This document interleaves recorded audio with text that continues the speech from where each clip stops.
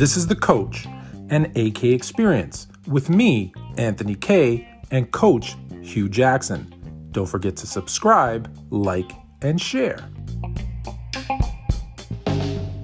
Welcome, everybody, to the Coach and AK Experience. I'm Anthony K, here with Coach Hue Jackson. How you doing, Coach? I'm doing good. And yourself? I'm doing wonderful. We have two very special guests with us this week. Dr. Tommy Shavers, who is the founder and CEO of Nestor Health and Performance and the co-founder of Shavers Consulting, Leadership, Culture, Behavior, and Performance Consultancy. How you doing, Doc? Doing well. Thank you guys for having me. And Adam Mendler, who is the CEO of the Velaz Group and the creator and host of the 30-Minute Mentor podcast. Adam, how are you? Great. Excited to be here with you guys. So before we kick into our NFL talk, this week, unfortunately, we lost a member of the baseball community, the sports community. I remember him as the manager of the Dodgers most. Coach, I know that you met him a few times. Tommy Lasorda, Eddie. Yeah, no, it is. We lost a giant. He was obviously in LA. He's an icon. You know, obviously 71 years with the Dodgers organization, was a huge USC supporter. When I coached at USC, him and John Robinson were really good friends. So he'd always come over and be a part of the experience there at USC. And obviously, so Coach Robinson's at the Rams and I was doing an internship, minority internship. He's out there at the Rams. So we just kind of struck a relationship, had great respect for him for what he did for the city of Los Angeles, obviously, and for the Dodgers. So he'll be missed. Did you guys, you're in LA, Adam, I know that you're an Angels fan, but I'm sure Tommy, there's some stories about how they won a couple of games on you, or? No, actually the Angels have been better against the Dodgers than they have been against most teams in baseball, surprisingly. So we've had bragging rights. But Tommy Lasorda. Oh, whoa, wait a minute. Adam, are you sure of this? Yeah, look at the numbers. We've had surprisingly. Because you guys still Mike Scioscia, you kind of get him over there to manage, but I don't recall. Oh, yeah. Angels are just better than my Dodgers. Here's the thing. When you're an Angel fan, you have very little to grasp onto. So that's one of the things we can grasp onto. We've been historically really good against the Yankees, and we've been good against the Dodgers. We haven't been good against the Red Sox, I can tell you that. Mm-hmm. But as far as Tommy Lasorda goes, from the perspective of an Angels fan, obviously growing up in LA, Tommy Lasorda was an icon. He was the face of baseball in Los Angeles throughout my childhood and really even into my early adulthood. I remember as a kid, I spent a summer at Reggie Smith Baseball Academy, mm-hmm. and Reggie Smith Baseball Academy was infiltrated with Dodgers and former Dodgers, and Dave Wallace, who was the Dodgers pitching coach, was a great guy. Kevin Kennedy, they were part of that camp. But what I think of when I think of Tommy Lasorda from the perspective of an Angels fan is the fact that he was Mike Scioscia's mentor. And without Tommy Lasorda, we don't have Mike Scioscia. We don't have one of the great managers in modern baseball history and probably the best manager in Angels baseball history. So for that, I think of Tommy Lasorda, and like anyone who loves baseball, like anyone who loves Los Angeles, it was a sad day last week. And all we have now are a lot of great memories and a great guy. Thanks, guys. So from baseball, and I didn't know baseball was going to get so heated. With the Angels and Dodgers, I probably should have known better. We're going to go to do some football. Now, we made our picks last week, and Coach and I were 3-3. You two guys, 4-2, so good job. We all agreed on 3 games. Tampa Bay, who won. Buffalo, who won.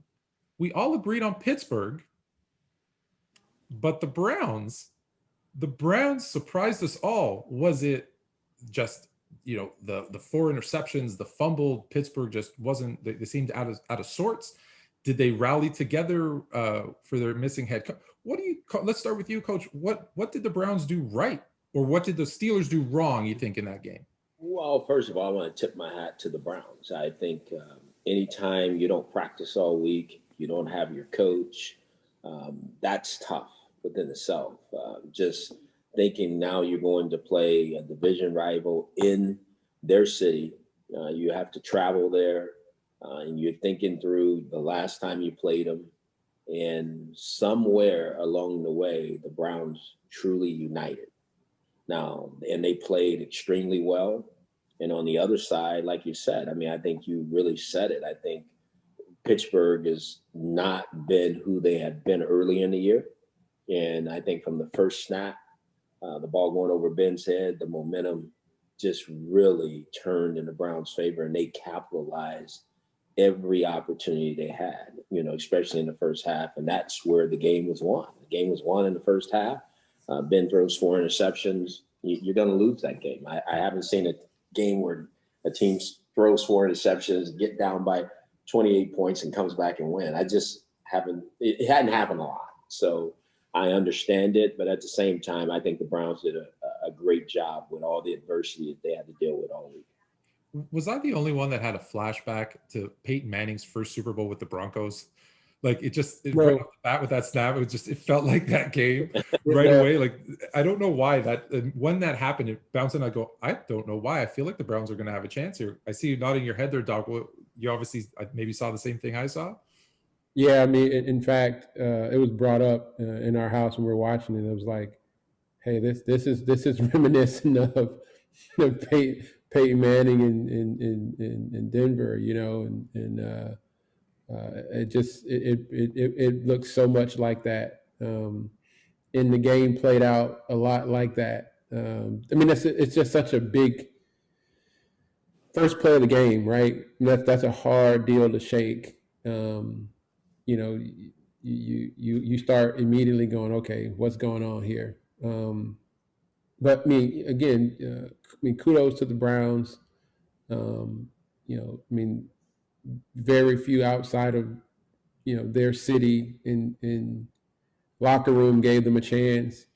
And you know, looking at the game, I think one of the things that I think is really interesting, to where, I mean, no one would have said this on the front end, but you know, having you know, Van Pelt call the game, even though it's the third time they're playing, you know, they didn't have tendencies on a guy who hadn't been calling an offense. And so he's familiar with it, but you know, Steelers aren't necessarily familiar with his tendencies. They can get him at least a little window, that to do some things that probably were unconventional, and they came out ready. You know, they came out ready, and they hung on at the end, which was really was going to show what kind of team they were. And so kudos to them. Yeah, I think, you know, we talked about this last time, is that when Mike Tomlin has a third chance at a team, right, it's rare that team doesn't come out and win. But to your point, right, they maybe did enough different because it was a different coach doing some, you know, maybe some different tendencies, especially early. Adam, your thoughts on how much of that game did you get to see? Well, I think that just as someone who understands sports, and it isn't unique to football, this is an observation across all sports, not only professional sports, but even sports at the amateur level. It's hard to underestimate the importance of the hot hand. And that's the hot hand within a game, and the hot hand more broadly. So one of the things we were talking about last week when we were predicting who was going to win this particular game, I think we all felt good about Pittsburgh being the better team over the course of a 16-game season. But something that I had mentioned was the Browns had the hot hand, and the Steelers were going in the wrong direction. So you have one team that's hot, you have another team that's cold. And in sports, we were talking about the Angels a couple of minutes ago. I'll always bring it back to baseball, but we could talk about basketball. We could talk about hockey. It's hard to bet against a team that has momentum. When you looked at the World Series this past year, were the Tampa Bay, I was going to say Devil Rays, but dating myself, were the Rays really the best team in the American League? They were clearly the hottest team. They had momentum, And once you have momentum, it's hard to bet against them. When the Angels won the World Series in 2002, they were a wild card, but when you're hot, you can run. And I just think back to my days playing sports or coaching sports, youth sports. If you believe you can win and the other team has doubts, that can compensate for some of what might take place on paper. Yeah. So, it's interesting you bring up when they have doubts. So a lot, in a couple days since the game about Ben Roethlisberger, and is this his last year? Do we think, Coach, that, does Ben have anything left in the tank, you think? Does he say, hey, I've had a great career? And I know it's tough to predict at this point because it's a long off season, but. I mean, obviously he threw for 501 yards. Right. At the same time, he didn't play like Ben Roethlisberger. It was really telling him sitting, on the bench after the game. And really, there was a really great piece where Pouncey walks over and says, I'm sorry. And he goes, I did this for you. Like, I came back to play for you. He came back to be with this football team, and he might choose his family this offseason. I wouldn't be surprised if he did. Hard to go out the way he did, but at the same time, I think there's a changing of the guard in the AFC North. If you look at every other team, they've really replaced the quarterback.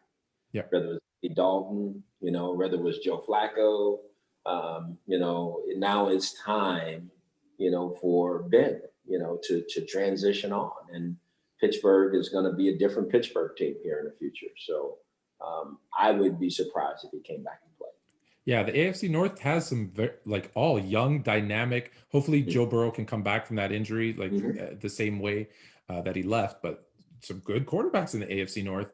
The other thing I wanted to ask you about was, this is another one that's getting a lot of turns in the media, is Chase Claypool kind of coming out. And I don't know if you've all heard this or not. So if it's the first time coming out saying, oh, all this media talking about the Browns, they're going to get clapped in the next round anyways. Poor sportsmanship. Or do you think just anger? Like, was it emotion, or what do you think? I'll start with Adam this time. What do you think about, if you've heard or seen what Claypool came with? I actually am not in on that story. Oh, okay. So if you fill me in, I can weigh in, but I'm probably not the best person to at least dive in first. All right. Did you see that? Yeah. Yeah, I'll jump in. I think it's interesting because I think what we're seeing more and more, is these young guys are coming into the league and saying, I'm going to just be who I am. I mean, a part of this stuff is, you go, hey, there's a maturity, there's a way to do things, right? There's a politically correct way to do things. And some of these guys are saying, I'm just not going to do that.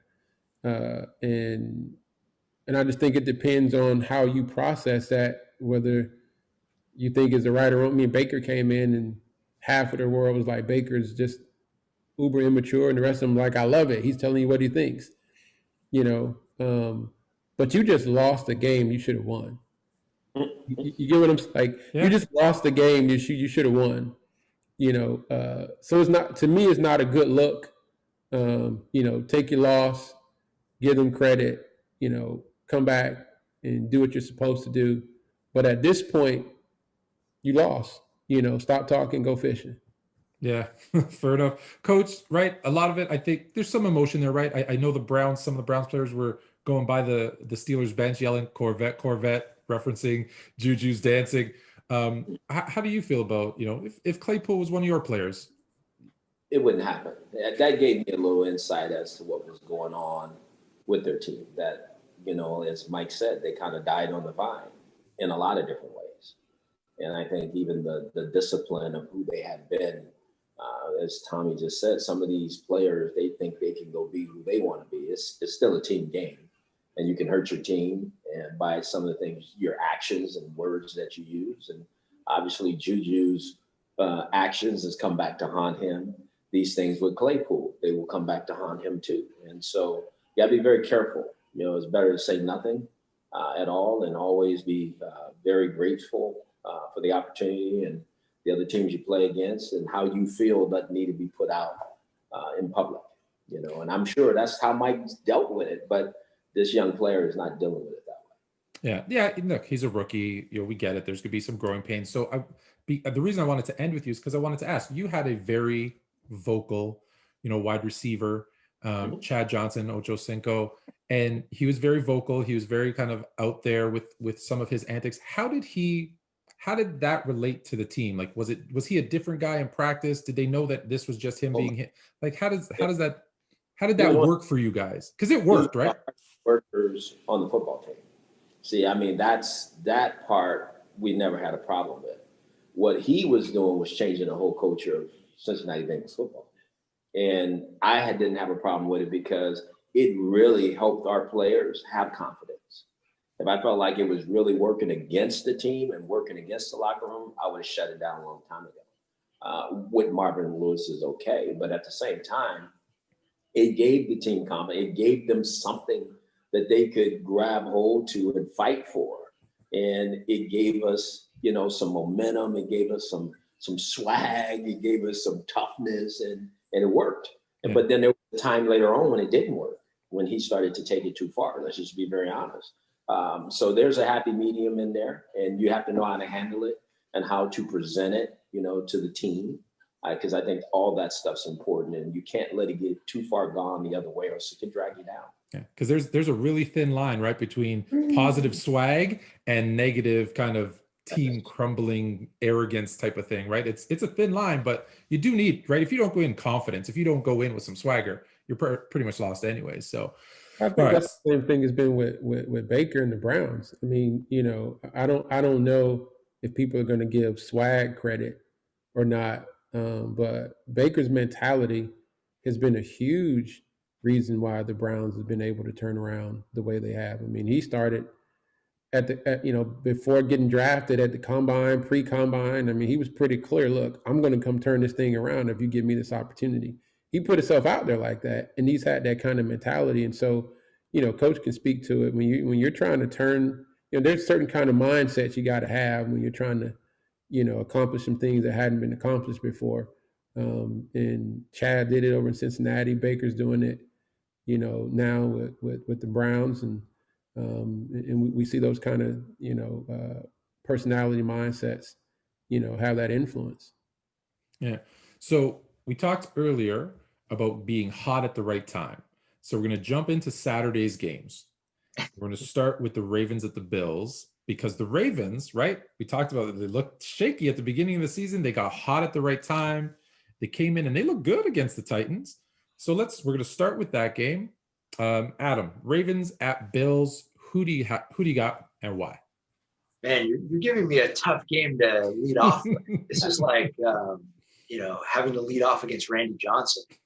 But I'm going to go with the Bills. I think you have two really good teams that are both playing good football right now. But I just think the Bills are a better football team. And even though the Ravens have more experience at this stage in the postseason, I think that, position by position, in a close game, I like Buffalo. I just think they've got the better team. Okay. Doc, it gets easier from this one, right? This is the toughest game. Yeah. I mean, I'm picking Buffalo. I've been riding that wagon for a long time, and I'm personally rooting for, my fellow UCF Knight, Gabriel Davis. He's playing lights out as a rookie, and so I'm going to go with Buffalo. But I'm just looking forward to watching this game. And this one can go either way in a lot of ways. I'm gonna root for Buffalo. Yeah, it's funny. Last week our game of the week was Ravens Titans. This week I think we all agree Ravens Bills is the game of the week. So Ravens the consistent there. Coach, it's a tough one. It is. It's a really tough game, but I'm an AFC North guy. I'm going to take the Baltimore Ravens, and I'll tell you why. I think their defense, they have the personnel to disrupt the quarterback and the receiver. They have enough corners to play and cover digs all over the field. They have enough pass rush to to cause some issues for Josh Allen. On the other side, I think Buffalo's defense still hasn't gelled and played as well as they can. They've made some huge plays, but they're going to face a Russian attack to where they're going to have a extra safety down in the box, which Lamar is going to have a chance to make some throws. And I see the young Brown kid really starting to come on at receiver for them. And if he can make a few special plays and they can play good defense, this is Baltimore's type of game. This is how they win. If you would have asked me a week ago, I probably would have said the Bills so quickly. But I think, to your point, Coach, I see the Ravens defense having a slight edge over the Bills, even though I'm very close to Buffalo, so I got to be careful here. But I think you're right. Like, I think offensively they match up. Like, both offenses are very similar. Good mobile quarterbacks. They have good deep threats. And then it comes down to defense. And yeah, I agree with you. I think the Ravens have a slight edge. So I'm going with you, Coach, with Baltimore. This time I'll start with you, Coach. The other Saturday game is the Rams and the Packers. Okay, well, it's going to be in Green Bay. It's going to be extra cold. It's not indoors, that's for sure. I like the Rams' grit. I really do. I think they obviously their defense, they have an unbelievable defensive tackle, the best guy that's ever played the position. They have a corner that's a shutdown corner who I'm sure will be chasing Adams all over the field. But I think the pack just has a little too much for the Rams. I don't know that the Rams can get into a shootout with this team and win it. And I think that's the kind of game the Packers have to play. They have to try to score every time they have the ball, put that pressure on the Rams, put Goff in a situation where he has to do something spectacular to win the game. So I think the Packers win the game. Okay. Adam? Yeah, I just don't think this is the Rams' year. I think that the Rams should be thankful. And I know it doesn't work this way in sports, but you never feel good about getting this far when you lose. You always feel bad whenever you lose, even if you lose in the Super Bowl. But objectively, the fact that the Rams scuffled and were able to get past the Seahawks, they should feel good about it, given the relative up and down season that they've had. They're going up against probably the best team in the league, certainly the best team in the conference. And I just don't see them getting past the Packers. My money's on Green Bay. Yeah. I think the Rams too have a couple of injuries. I know Donald probably will be healthy. Goff, obviously, who knows how his hand is. And I think Aaron Rodgers is playing one of the best seasons I think he's had in a while. I think he's got that chip on his shoulder from when they drafted, right, his replacement. He's good for at least a win. So I'm with both of you guys. I'm with the Packers on this one. Doc, are we all on the Packers? I'm going to shock the world. Oh, wow. And go with the Packers. Oh. I could have told you guys what was coming. I'm not, yeah. All right, so we're all on the Packers, so that bodes very well for the Rams. All right, so Sunday's games, the Bucks traveling to the Saints. The Saints, obviously, it's the third time these guys are meeting this season. The Saints pretty easily have won both matchups so far. Doc, we're going to start with you. Your state of Florida, they're traveling to New Orleans. What do you think the Bucks' chances are of going in there and getting a win? I think they have a great chance. In fact, I'm going to pick the Bucks in this game. I'm going with the Bucks. I just feel like that this lightning in the bottle. If you're going to catch lightning in the bottle, they have a lot in that bottle, and so they have a lot of talent on this football team. And if it starts to click, and it seems like Tom is starting to find a way to bring this thing together. They got weapons, and you have weapons, you have a chance. And so I'm picking the Buccaneers, Tom Brady, weapons. Tom Brady, weapons. All right. I am going to go with the Saints. And kind of similar to my Ravens-Bills pick, I think the Saints defense is a little bit better, right, than the Bucks. And I think they've got the offensive weapons. Michael Thomas looks like he's back, and Kamara, and they've got a running game. So I'm going to go with Drew Brees in what might be his swan song as well. We heard some rumblings that this might be his last season. So, do they put one good last run in for him? Coach, I see you smiling. So No, I'm with you all the way, Anthony. I think this is the Saints' time. I think they're going to send Drew Brees out the right way. I think getting Michael Thomas back, having a practicing Alvin Kamara, having a defense that can play the way this team can. I think they're going to rush Tom Brady extremely well on that turf indoors. I think it's going to be a different game for him. So I'm going to take the Saints. Adam, it's to you. Yeah, I was comfortable putting money on the last game. I don't feel comfortable putting money on this game. I think that the Bucs could really surprise some people, and it's really hard to bet against Tom Brady. It's really hard to bet against that team in general. They've got a lot of weapons, as the doc alluded to. With that said, you put a gun to my head, I'm picking New Orleans. The lone wolf, Doc. You're going up against, and I didn't realize this until I looked it up for last week's game. New Orleans is top 5 in rushing defense, passing defense, and scoring defense. That defense is better than I think we even realized statistically. So it's gonna be a good game. But let's see. You might make us all look pretty bad next week. So to our last game, the Browns. I have a very good friend. I think I've told you this. Who's a huge, lifelong Browns fan. And I congratulated him after the win in Pittsburgh. And he said, that was our Super Bowl, right? and I said, don't give up on them that quick. And so Chiefs and Browns. For me, it's easy. I've picked the Chiefs to go to the Super Bowl again, to win the Super Bowl again. So I got to stick with kind of that since I've picked them throughout. So I'm sticking with the Chiefs. I don't know if that's an easy pick or not, or maybe I'm just picking on the Browns. Adam, what do you think, Browns or Chiefs? Yeah, I mentioned that I thought the Packers might be the best team in the league. I really meant the best team in the conference. The Chiefs are the best team in the league, and to me, the real question is: are the Chiefs going to beat the Packers in the Super Bowl, or the Chiefs going to beat someone else in the Super Bowl, or the Chiefs going to get upset along the way? But they're not going to get upset by the Browns. I feel comfortable about this one. Okay, Doc.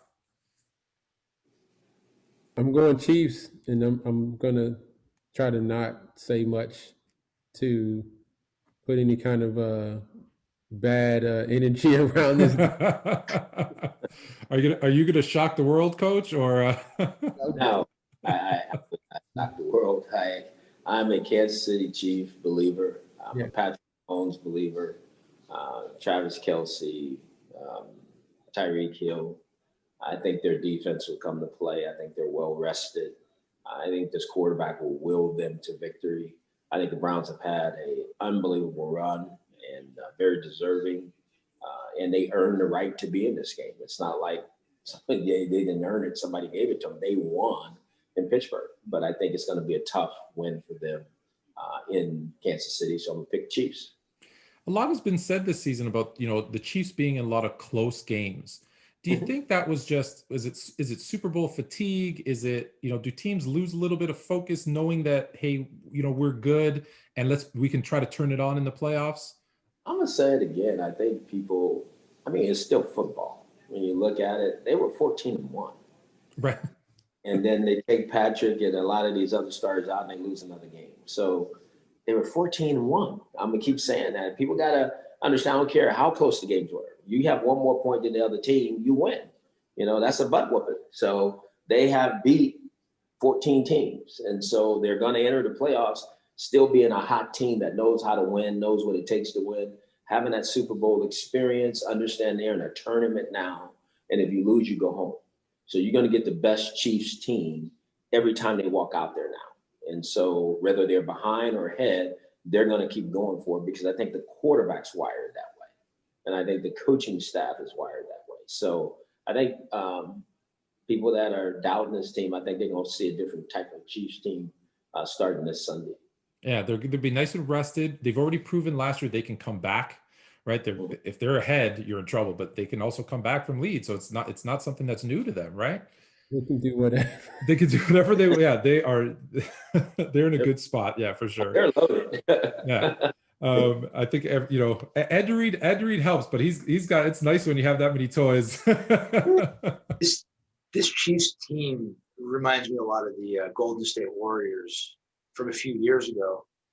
You could bet against the Warriors, and the Warriors didn't win every single year, but they made it. And yeah, they lost to LeBron's Cavs, but if you had some money in the bank and you wanted to throw it on a game, the smart bet was on the Warriors. The smart bet is on the Kansas City Chiefs every single week from now until the end of the season, and probably from now until the end of next season. Maybe the season after that.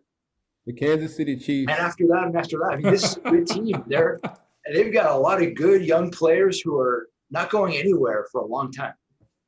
They are the Alabama of the NFL. Yeah, I guess we should give a shout out to Alabama. That was speaking of a butt whooping, as you said. They just players coming in and out of that program, and they just always look solid. I wasn't going to talk about it, but any thoughts on the game? I'm sure we all watched the game last night. Any kind of things that you noticed other than Alabama just looks as dominant as ever? The biggest thing I noticed is that Ohio State better find a defense coordinator that knows how to shut down the best player. When the Heisman Trophy winner has 12 catches and 215 yards and 3 touchdowns at halftime, that's got to tell you something. That's the problem. Knew they were going to throw him the ball. I mean, who else did throw the ball to? So that's concerning for me. I think Ohio State's had a good year, but I think they were definitely outclassed last night in that game. You brought it up, Doc. Any other final words on that one? I mean, I just think that NFL teams. I mean, if you want to not miss, just pick somebody from Alabama's offense this year, and you'll look somewhat right. Yeah. This draft. I mean, they were loaded. I mean, just watching them play. I mean, this was one of the special Alabama offenses. Probably the most explosive we've seen collectively. At the skill positions across the board. I mean, it was just awesome watching it. It's great. So things don't change in Alabama. They're still the cream of the crop. And I sent Coach a couple of quotes throughout this week about people's inability to change or their lack of acceptance of change. And we saw, this week at the Capitol, we had some, storming of the Capitol. And I said, right or wrong, I don't think this is as much about an election as much as I felt it was about people resisting change. And I'd like to, obviously, I'm going to get all your thoughts on it. I'd like to start with you, Coach, because you sent me a pretty moving video as well. And like I said, I sent you some quotes. When you saw that happening, what was the first thing that crossed your mind? I hate to make it this way, but I know what I felt. I felt like if there was minorities storming a building like that, what would happen? Because they couldn't have done that. There's no way that would have been allowed. It would have been okay. There was no way the police officers inside would have been standoffish and standing back and letting people just kind of have their way. To me, there's more to this story than we all know. It had to be planned. People had to know. People had to expect certain things because of the reaction, and I don't think people, they talk about it a little bit, but don't talk about it enough. And it stirs up a whole different emotion for minorities because we know we don't have that privilege to go do that. I'm not saying we would want to, but we don't have that privilege to go storm something, try to create what we want, how we want it in that capacity. So I was very disappointed. Really didn't understand it. Even today, I really don't. I try not to dive over into that too deep because it's kind of overwhelming, to be very honest with you, because it's like, why don't we do more about the things that are really happening in real time when we have a chance to make a huge impact on everybody and show the world that we're trending in the right direction, and we won't do it. Yeah. That's disheartening. Doc, it looks like, you know, what was running through your mind when you saw, you know, what was going on? Did you think right? Do you think, like I thought, that it's about change? Did you think it was merely about the election? There was reports today, at least, that came out that the FBI did know a day before that they knew it was coming. Whether those are, you know, factual and substantiated claims, we don't know yet, but that's what they're saying. What kind of crossed your mind when you saw this happening? I mean, the thing that was clear is what we witness is the reality that there are two different Americas. You know, there's an America for you know, for people of color, and then there's America, you know, for Caucasian and white individuals. And it's not equity. It's not apples to apples. I mean, we saw. I mean, and even you know, even as we're watching it, the media experts having to correct themselves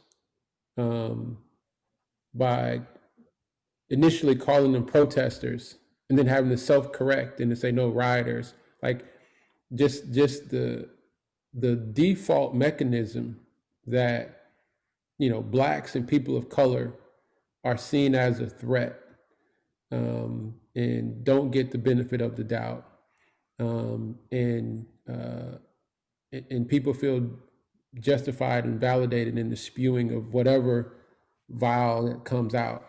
And over here, you see this natural subconscious tendency to give benefit of the doubt, to be politically correct.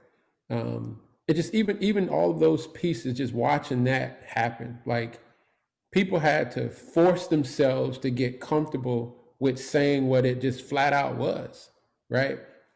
And again, this is a part of, I think, especially for Black America or for just people of color, you know, this told what most people have been trying to say for a while, right? You know, look at what, you know, Colin Kaepernick's in the you know, the kneeling, and we're talking about, is this about America, right? And so I think that's the part for me that was really clear. You know, if there are laws, let there be laws, let there be consistency. But again, until we start, you know, dealing with this reality that, you know, how this country has been built wasn't built for people that look like me. And this situation was a clear experience and indicator of that. Adam, it's not the first time, right, where we've seen something happen that makes you go, well, how come this group of people is being treated differently than that group of people? We had, I think it was with the anti-maskers in Minnesota storming the government building with rifles, like with weapons, armed, and none of them, very limited incidents. I was saying nothing happened, they're limited in the incidents. When you see stuff like that, do you just kind of shake your head and go like what are people thinking? Or what crosses your mind? Yeah, so a few thoughts. Firstly, my deepest condolences to the Officer Sicknick, who lost his life trying to stop the bloodshed, and just an awful day, a dark, dark day in our country's history. So I think that hopefully it's a day that we will look back on as a low point, and that things don't get lower from here. But I do agree that it's hard to look at this incident and look at it as an isolated incident. So what you're referring to took place in Michigan. Oh, Michigan, you were correct, yes. The fact that there was no recourse, there were no consequences for people storming the State House and for people threatening the life of the governor of Michigan. If you enable and allow people to do bad things, all you're doing is empowering them to do even worse things. So I think that as a society, we need to step forward and say, this behavior isn't acceptable. This behavior has never been acceptable. But at the end of the day, when you have a leader who is a bad actor and gets away with bad behavior, and the country not only tolerates it, but effectively enables it, you're sending a message to everyone else that this kind of behavior is going to be acceptable, and in some cases is going to be rewarded. So it's a major problem.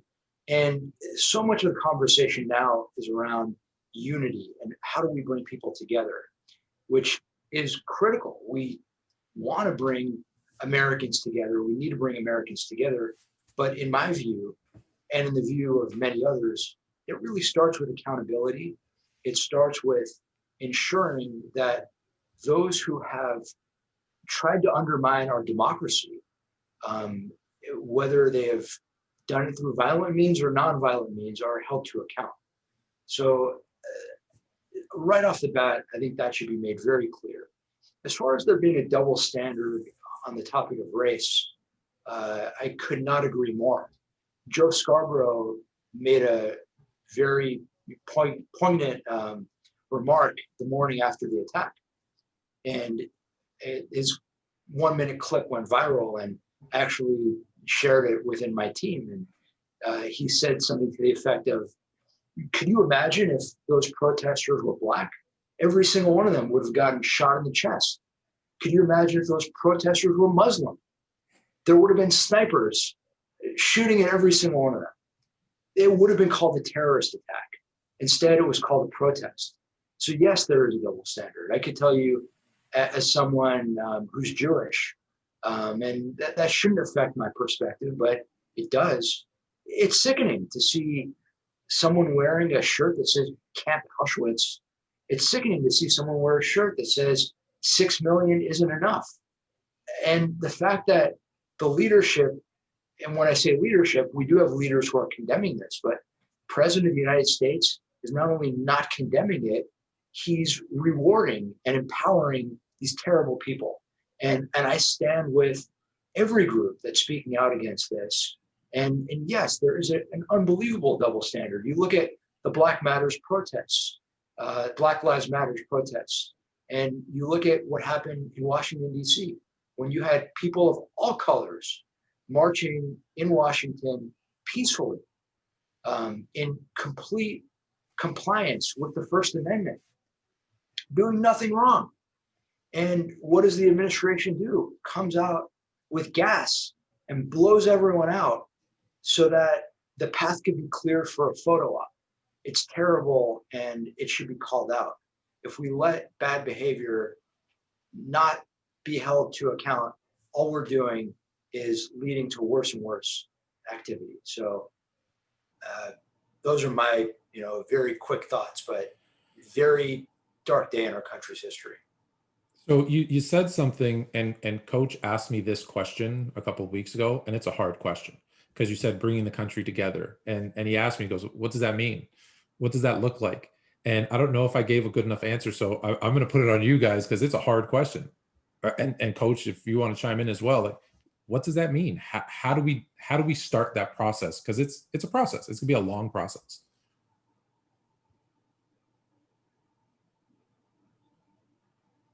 Go ahead, Doc. Oh, sure. I mean, I'll jump in. I thought it was starting with you. Well, Coach asked the question, so I'm putting it on. Yeah, I'm putting it on you guys because, like I said, I don't know if my answer was good enough. So I'm putting the pressure on you guys. I mean,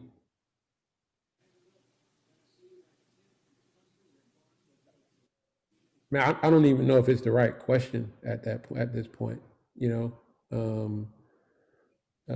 Because you can't come together. That can't be a figure of speech. You know what I mean?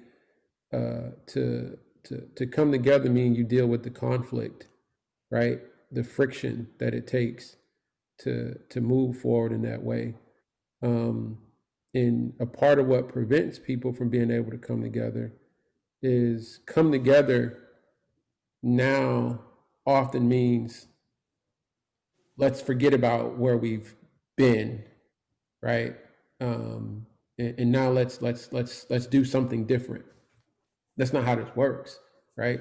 Until you start dealing with the fact that, for blacks it's vilify, for non-blacks it's clarify, right? Whether it's the drug industry, whether it was the drug addicts, where when it was in the black community it was this major vilified crime, and then now when it hits the white community it's a mental health issue, right? Again, which one is it, right? Is it that now, or was it that always, right? And we're talking about here with protests and what we see, and then what we see, and now how people can really process this thing differently in that way, right? Until we start to determine who we're having conversations with, right? Because there are people who can come together, and there are people who just can't. They can't come together, and so we got to begin to, as a country, decide who we're going to be, right? And find a way to identify those who collectively are saying, we want to operate as a United States of America, and be very clear about any of the values that conflict with those ideas, and have a zero tolerance of them, and we got to figure out what does that mean? What does that look like? And so I'll say this, and I don't know if we said this before here. What we're trying to do as a country is unprecedented, and I don't know if it's never been done. Historically, we've never gotten to the point where a country made off of conquering all of a sudden evolved to having a conscience and still sustained itself. And so we don't even know if what we're trying to do can be done, right? And so, but I think we still have to operate with hope, because if we don't have hope, we don't have anything. And so that's really where I'm at with this. Before we can talk about what is that, like what Coach said, what does that look like? For me, it's, can we accept the reality that the foundations of this country was not built for people that look like us? And if that's the case, then we have to start by rebuilding at a foundational level. At every level, what does the country look like for this idea of what we're saying who we are? What we're saying who we are and how we built it don't add up.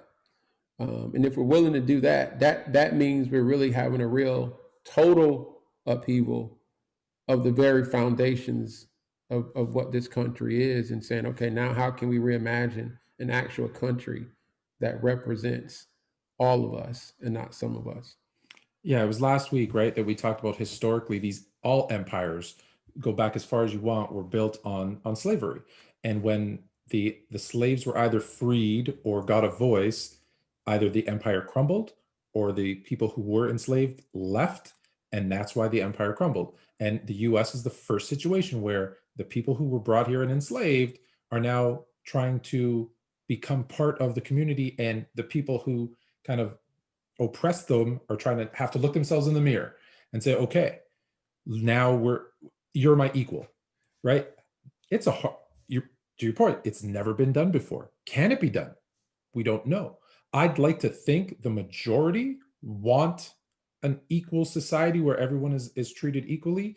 Unfortunately, I feel like the minority is the more vocal part of it. Now, I could be wrong. It could be the majority that doesn't want it to happen, because it's hard to look yourself in the mirror and say, we've done wrong, now let's fix it. It's just in your day-to-day life, it's hard. Imagine if you're doing it on a national scale. It's a difficult thing. Adam, I know that you're pressed for time. I'd like to continue the conversation with Coach and Doc, but do you have any kind of final thoughts with the time that we do have left with you? Yeah, I agree with what Doc said. I think that in order for us to move forward, we can't just look past these issues and say, let's all come together and pretend like nothing happened and all of a sudden we're just going to magically heal. I think it's extremely important that everyone has to be real about what's happening in our society and what has happened in our society. We need to, number one, outline the real problems that we have. And I think that on a positive note, we're at least beginning to do that. The protests over the summer at least started a more escalated dialogue among a wider group of people around what some of the most pressing issues are for people who may not otherwise be heard. And I think that that's really important. So we have to listen to each other, and then we have to not only listen, but start acting upon some of these issues.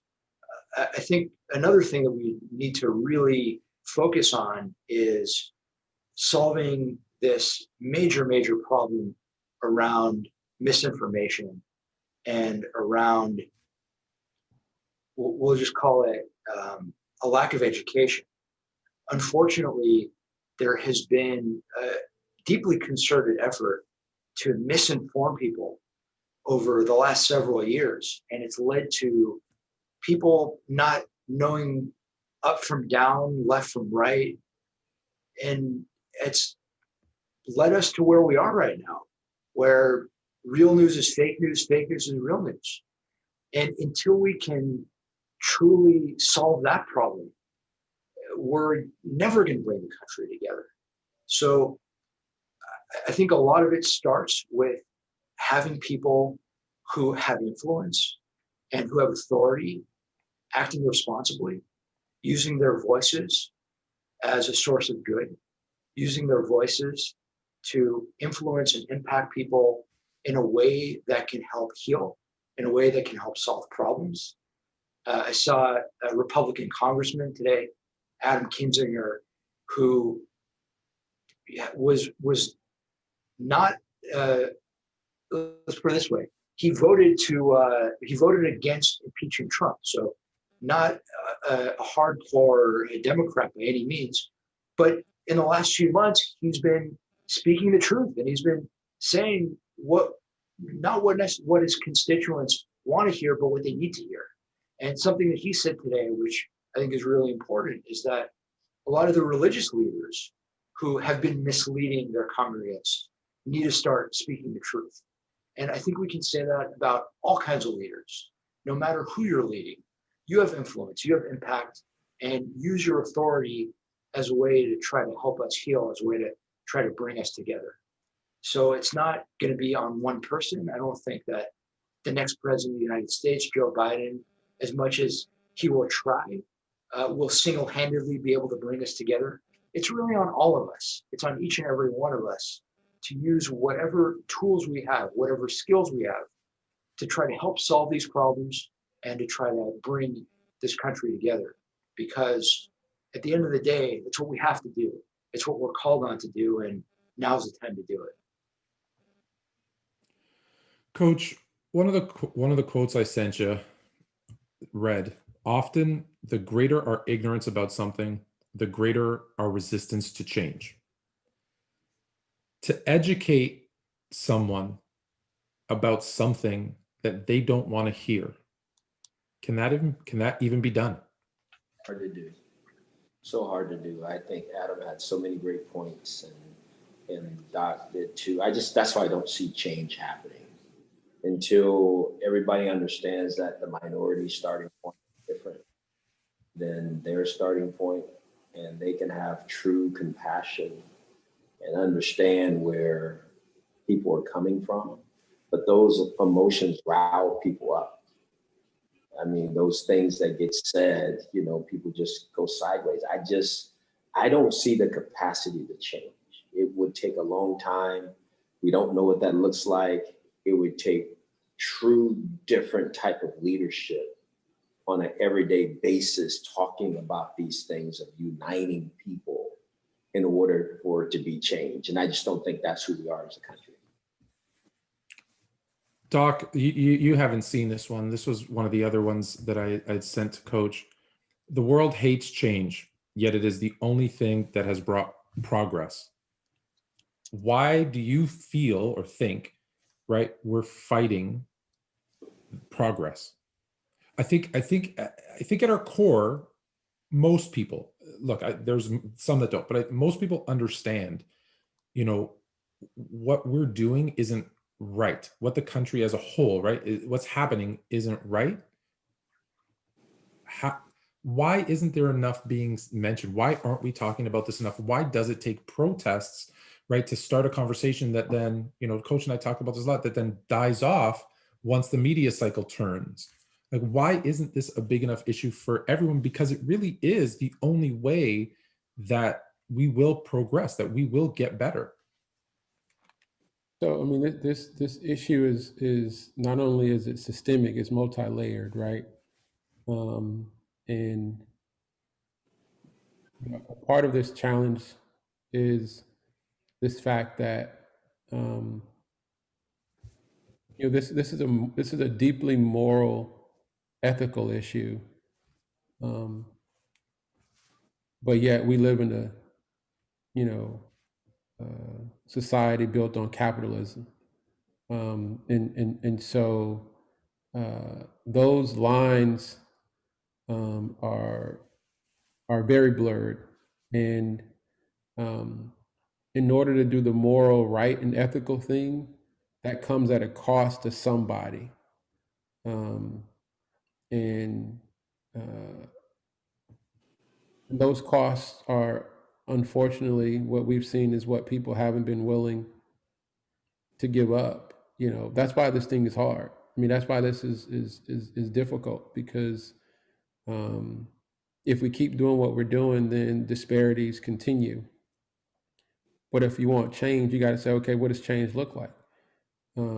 This is a part of the reason, what the message Dr. King was trying to get across, and often we've marginalized even Dr. King's message, right? About voting rights or civil rights. It was about equity and equality, and even his poor man's movement, where it was not enough to just stop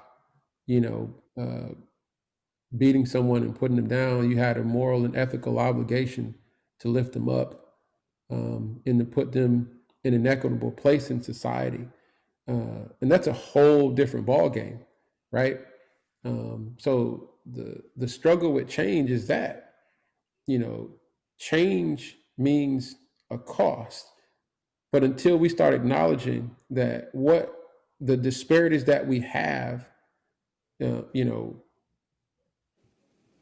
right in the first place, and not just pay lip service, right? Then we're just having a conversation, because at the end of the day, the actions that come with it come at a cost. And that's a challenge, because a lot of people in a capitalistic society want to say they've earned what they have. They work hard for what they got, but it's not equal. And we see that. And so, but also I'll say this really quick too, like, until we start to deal with some of these things, I think political parties are inherently divisive. I think it's the equivalent of political segregation, in my opinion. If you go back to the origins of political parties, inherently they were divisive from the beginning. Some of these people, they go back and forth on these things, and then they're out having a cup of coffee or a beer together, while the everyday people are left fighting each other, right?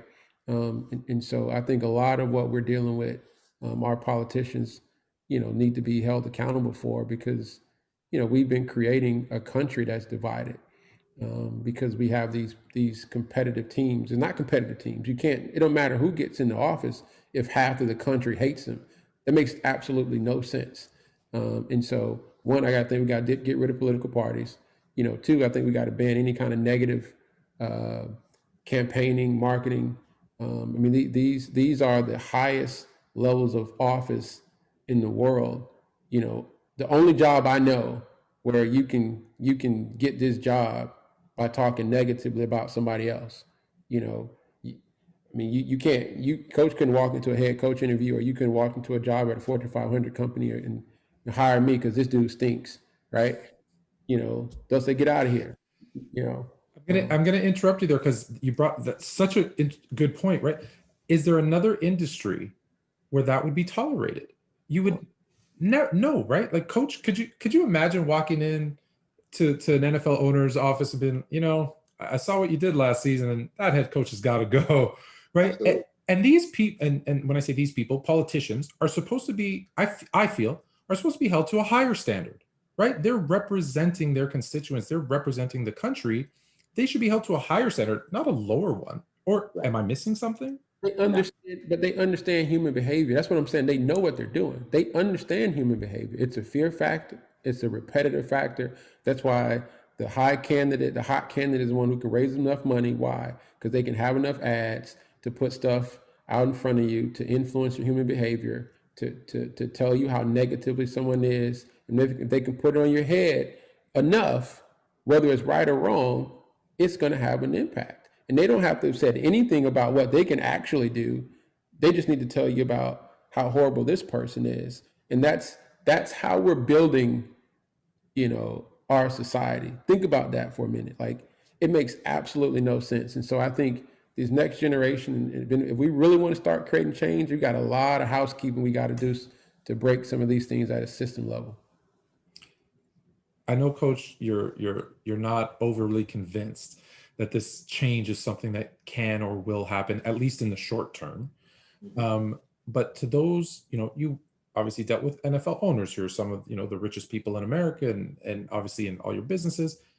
Do you feel, not anyone specific, but do you feel that there's a willingness, because there is a cost, right? To Doc's point, it's going to come at a cost.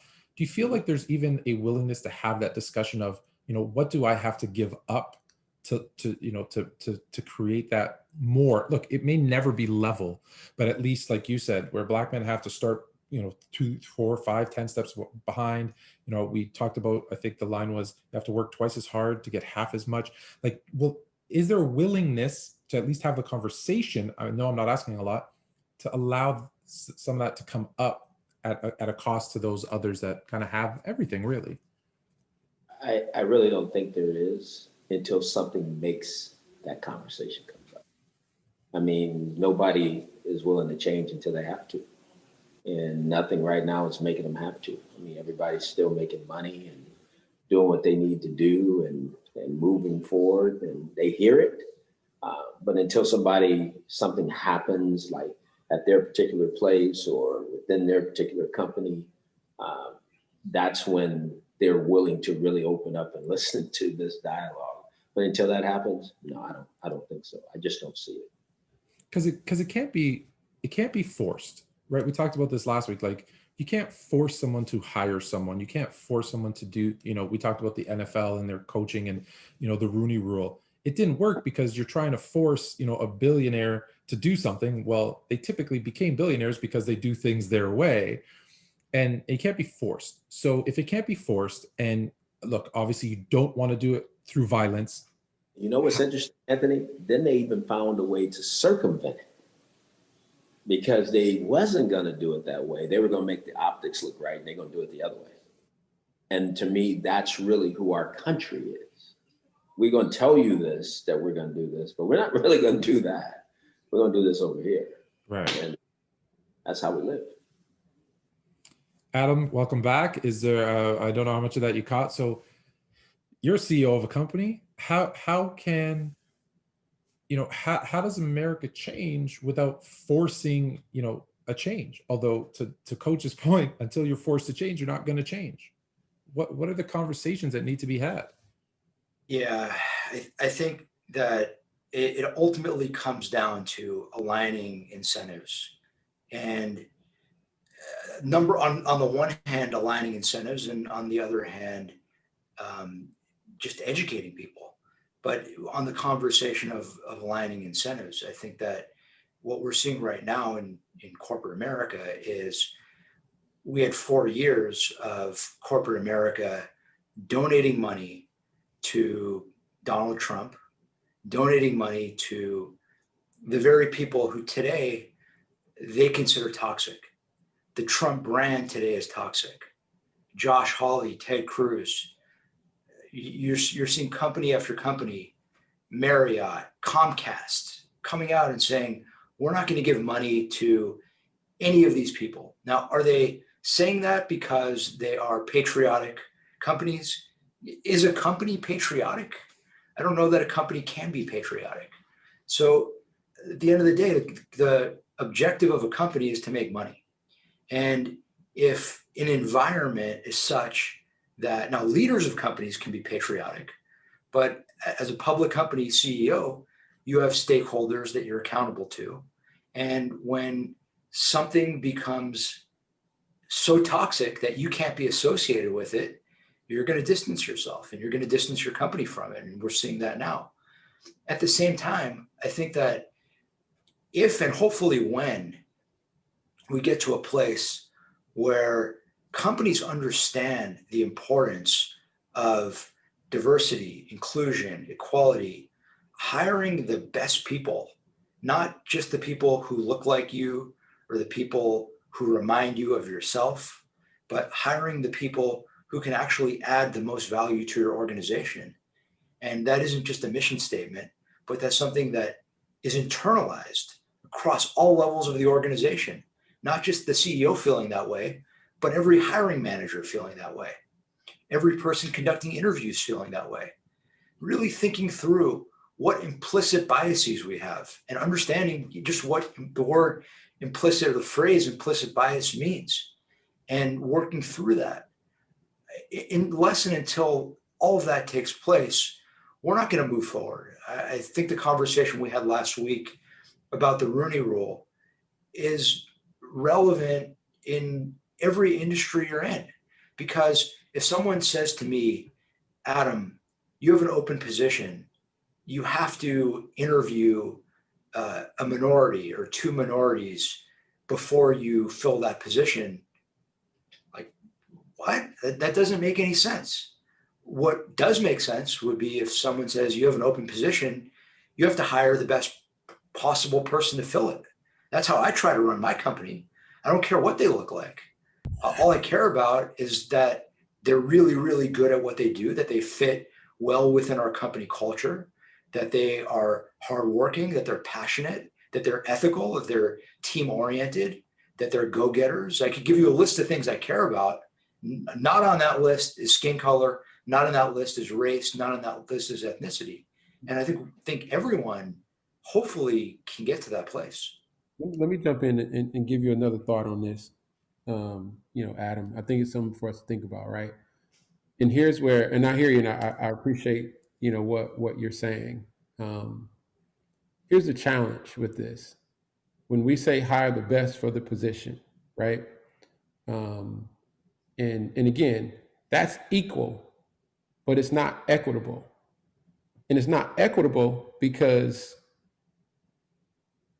these situations aren't happening in a vacuum, right?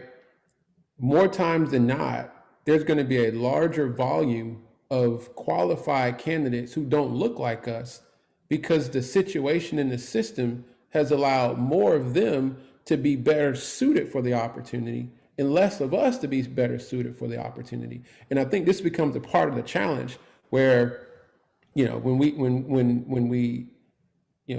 go, well, we just want the best person in the situation. Okay, when then you start to define what does that look like objectively, and then you start to put numbers to that in a reality standpoint, and what you start to get is the sustainability of disparities.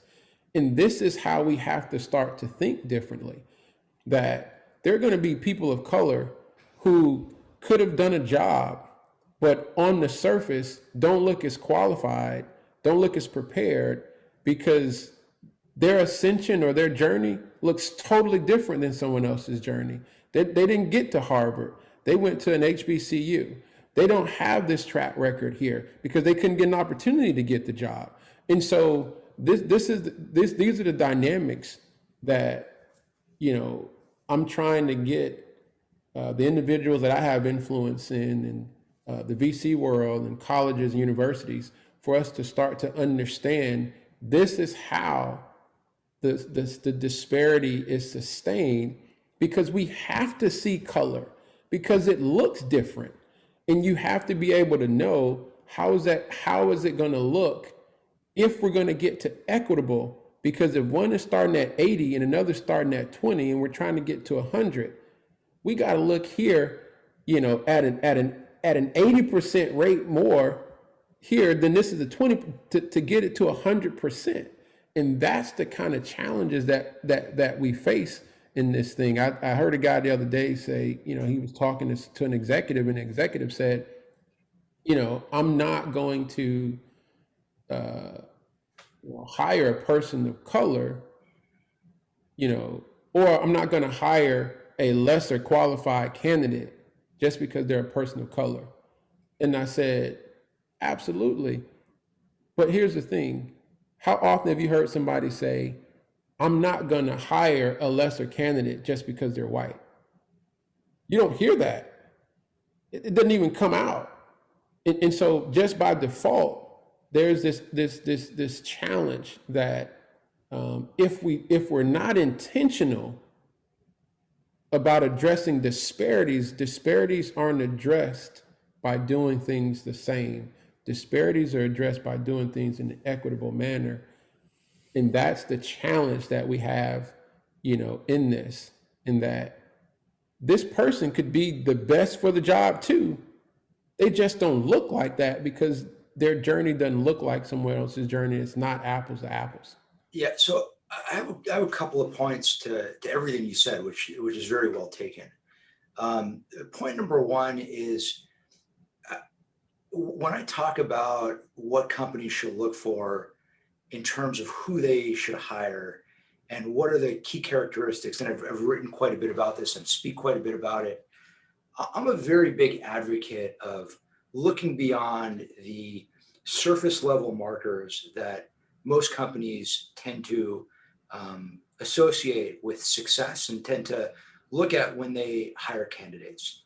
I'm a big believer that the traditional markers, like what school you went to, what your grades were, what previous companies you worked for, all those kinds of things that you just said are perhaps attached to and lead to this gap that we're seeing. I think that those are bad things to look at in really understanding whether a prospective candidate is the right person for your company. I think that the things that we should look at are things that will help us truly understand whether that person is the right fit. And those are attributes that in turn will allow us to move past these we'll call it differences in opportunity. So for example, the single most important thing that I want when I'm hiring someone is I want someone who can figure out how to get things done. I'm an entrepreneur. I run entrepreneurial companies. I don't run a Fortune 500 company. In my businesses, I need people who are able to make things happen. I need people who are able to be problem solvers, who have a can-do attitude. And to me, when I'm looking at that, if someone went to Harvard or if someone dropped out of high school, their education isn't going to be able to tell me that. And that's one example. Whether you're a team player, whether you have a positive attitude, whether you're someone who fits well into the company culture that we have, which is different than the company culture that I've experienced in lots of other companies that I've worked for. So understanding that, and I think really going deeper and looking at the individual, I think unfortunately many companies don't do that. Many companies look at what university you went to, what your grades were. I know because I've gotten hired by companies in jobs that I wasn't qualified for because I had the traditional markers of success. So that's one point I want to make. The second point I wanted to make is I had David Robinson on my podcast. And David Robinson, great guy, obviously a great basketball player, great nickname, the Admiral, maybe the best nickname in the history of sports. But David Robinson, the guy, whatever passion he has for basketball is nothing compared to the passion that he has for giving back to the community. And we did the podcast ended, and he and I spoke at length afterwards, not about sports, but about how to try to solve this problem, how to try to really make an impact, how to try to close this gap. And when I say we spoke about it, it was mainly me listening, because David is an incredibly smart guy with lots of really good ideas. And one of the things that he said, which made a big impact, was really trying to go into big companies, going to Fortune 500 companies and other large companies, and really trying to incentivize them however you can, explain to them, but effectively, Doc, to your point,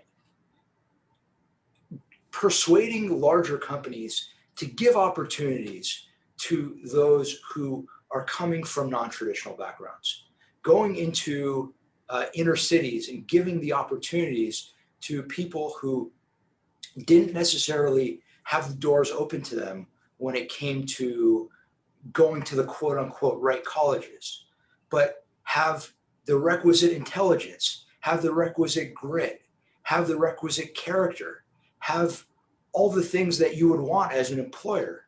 And going to a company like JP Morgan, which I think was the company that David mentioned in our conversation, and really pushing on them and saying, look, we need to give these kids opportunities. So I do think that that's extremely important.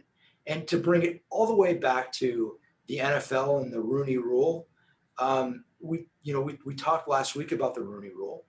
I think that looking at Coach Jackson and looking at other minority coaches who have gotten that opportunity, to me, where I really think and this isn't like a genius idea that I have, but I think that we need to really kind of take that same philosophy and focus on growing, building, developing more minority assistant coaches, the more coordinators. If we had more, and again, I'm not this is just me sort of as a football fan looking at it and saying, if there were more minority offensive coordinators, more minority defensive coordinators, who are the people getting interviews? Who are the people getting opportunities? Who are the people who are quote unquote qualified for these jobs? Let's start, and I'm a huge believer in this through everything I do. My podcast is 30-Minute Mentors. Let's mentor coaches, players who have the ability to become coaches. Let's start grooming potential coaches early on in the process who can ultimately become the kinds of people who will be able to help us close this gap. So I know there's a lot there, but to me, that's how we solve the problem, rather than by going from a top-down approach where you tell an owner, let's do some window dressing and interview one or two candidates and then hire the guy who Korn Ferry told you to hire. Instead, let's start from the bottom up and let's start really building a pipeline as big as possible so that you can't ignore it. Because at the end of the day, this is a business. This is a business that comes down to winning, and you can't ignore, no matter how hard you try, you can't ignore good people when they're staring you right in the face. So we can talk about this all night, and this is why we do it every week. So I'm gonna leave it with two things. So one, right, because you mentioned bottom up and top down. I will say the one issue with not doing the top down is that, and Coach and I talked about this a couple of weeks ago, because I had a psychologist who does kind of works with companies when they have issues, and one of the things they said was the not getting more minority, whether it be owners, general managers, etc., into those positions, is that as a default, her term was ducks go with ducks, right? And she said, so if it's all white owners and all white GMs, they're going to go with someone they feel most comfortable with. And that's the problem, is even though Doc might be more comfortable, Doc might be more qualified even, I feel more comfortable with Adam, so I'm going to hire Adam. So I agree. I don't disagree with you. The bottom Anthony, up, but Anthony, just to clarify, I'm not against the Rooney Rule. no, yeah, And I'm not against the Rooney Rule at all. And I think that the Rooney Rule is on balance a net positive. I just don't think that it's solving the problem. oh no, for sure. I You agree look with at you. the numbers, it's not solving the problem. Yeah. I'm not saying that we should tell owners, go ahead, don't interview minority candidates. I think that there are very clear benefits to it. And I know that we're short on time, so it's not my place to tick through the benefits. I agree with that. I just think that we need to go take a much more holistic approach than is currently being taken. For sure. Yeah, I brought it up because, like I said, we had a conversation at length about that, and that's part of the problem. And so I want to leave this kind of as the final question, because I had put it out there to anyone to ask us questions.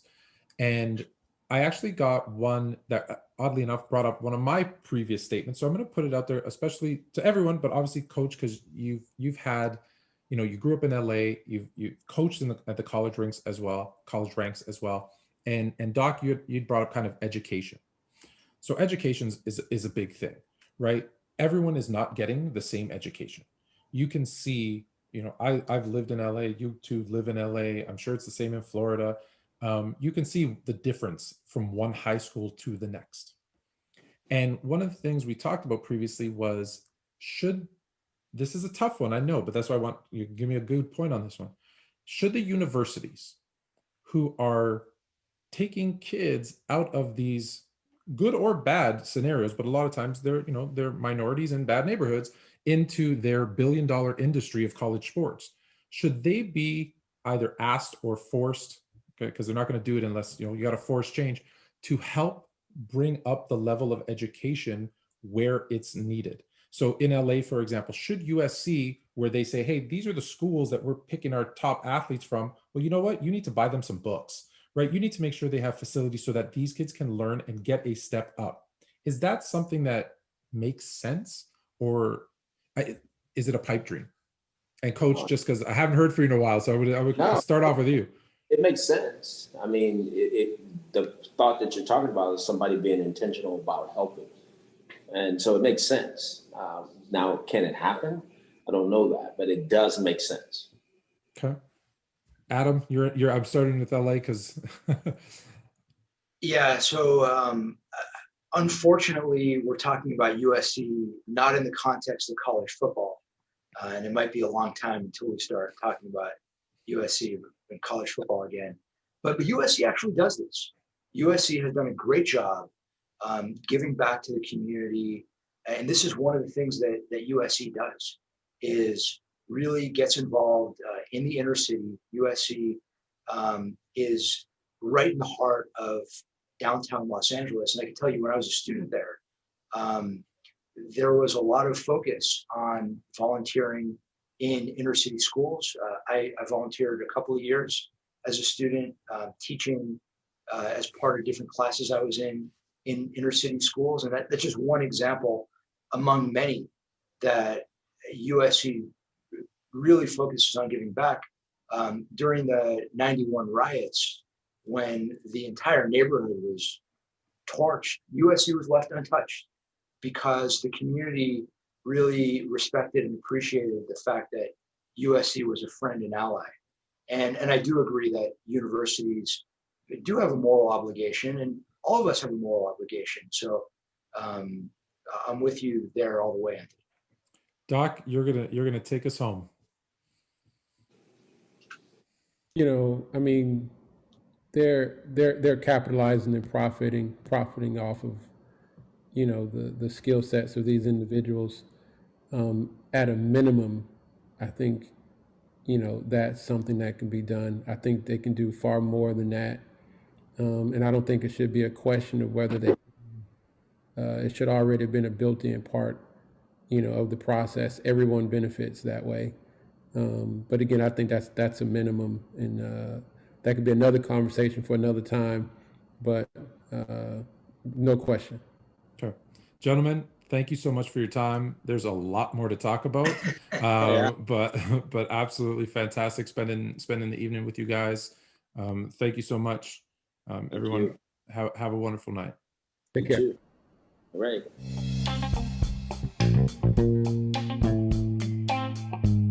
This has been The Coach, an AK Experience, part of the Sports Fluent Network.